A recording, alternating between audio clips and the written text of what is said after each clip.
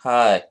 Talking about a couple of topics. One of them, how to find slope, and then also working with equations of a line over here. Um, I apologize for this UFO. We're going to keep that UFO moving. But first off, finding slope. So here's an example of a particular type of problem, which is finding the slope of a line that goes between 2 points, and these are the 2 points, ordered pair again, x followed by y. This is the first point, this is the second point. What we're going to do is apply the definition of slope.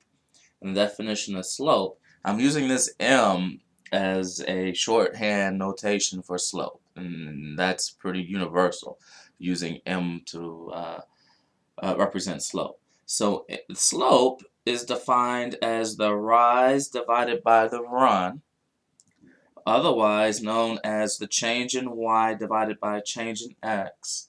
I'm using the Greek delta symbol to represent change in.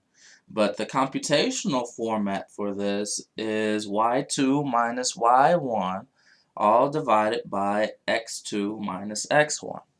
Okay, and this y2, y1, x2, x1 referred back up to these coordinates, back up to these ordered pair.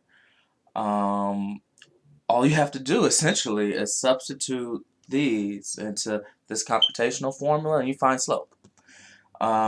Starting out, what a lot of people do in order to make the substitution a little bit easier is that they label these points. So I could label this, since it's an ordered pair, I know the first number is an x. I'm going to call this x1, and I'm going to call that one y1. This is the first point, so that's what the sub 1 is talking about, x sub 1, y sub 1. And conversely, I'll label this one x sub 2 and y sub 2. Okay, so that'll help a little bit in the substitution, in that when I get down to here, when I look for y sub 2, all I have to do is go back up here. That's y sub 2, and that would mean that you have to utilize this number 2. Subtract off y sub 1 is 8, all divided by x sub 2. X sub 2 will be this negative 3 up here. And then we'll have to subtract off x sub 1, which is 5. Okay, so that's pretty much the setup. After this is just arithmetic that we have to do. 2 minus 8 is negative 6, divided by negative 3 minus 5, that's a negative 8, and we could simplify that, reduce it. A negative divided by a negative will be a positive, and both 6 and 8 are divisible by 2. So when we go through all those motions, we get the slope being 3/4. So that's an example of a problem such as that. Another type of problem, and this will segue into writing equations. You might be asked to find the slope given an equation. This is the simplest format for an equation. So you could be asked to find a slope given 2 points, or you could be asked to find a slope given an equation. This is very nice because it's solved for y. This is saying y is equal to. So that's really nice. So what'll happen is that whatever number is multiplying the x, that's the slope. So the slope is whatever number which is multiplying the x. So here in this case, looking at this equation, what is the number multiplying the x? Well, that'd be 3. So here what we'd say is that the slope is 3. So those are a couple of different ways to find slope given, a certain amount of information.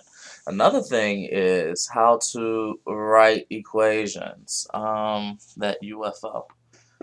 Alright, here we want to write an equation given this information, given that the slope is equal to 5/7 and that the y-intercept is equal to 0, 4. And y-intercept again is the point where the graph intersects the y-axis. So what we're to do, there's a slope-intercept form for an equation of a line, which is that right there. And so you gotta realize what M and B are. M, again, represents the slope, and we're given that. And what this B is, this is something a little bit new perhaps. What the B is, it refers to y-intercept. And what B is the y-coordinate of the y-intercept. So here, looking back at our y-intercept, which is our y-coordinate, the second number. So this B in this case would be the number 4. So easily from these two pieces of information, we can determine this equation on line just by substituting. Now, what were we substituting for? We're only substituting for M and B. Y and X remain the same. So what we'll have is y is equal to 5/7 x plus 4. So using that bit of information, we can determine what the equation of the line is. A little bit more difficult of a problem would be, let's say this. What if we're given a point, which is 3, 4, and the related slope, which is, say, 5? We could be given this information and expect it to find the equation of the line. This is a little bit different than above, because above we were given a special point, which is the y-intercept. This isn't necessarily the y-intercept, but yet and still it's a point that is on the line for which we want to find the equation. So how do we go about that? We apply that information to this slope-intercept form for an equation. So what we'll do is, you gotta notice what we got. This is an ordered pair, so the first number is the x, the second number is the y, and we're given the slope, m, which is 5. So we have all this information, but we don't know what b is. But again, we could apply this information in here. So doing all these substitutions, what we'll get is 4 is equal to 5 times 3 plus b. So that's how we would do a situation like this. So what we'll have is 4 is equal to 15 plus b, subtracting off 15 from both sides. So we would find out that b is equal to negative 11 over here. Alright, that's an important amount of information that we'll need in conjunction with knowing what the slope is.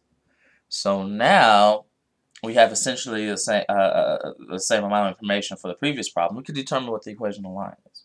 And again, you're only substituting for m and b. So the equation of the line, y, is equal to 5x minus 11. Alright, so those are a couple of different types of problems that I just wanted to make you greater aware of. Thanks.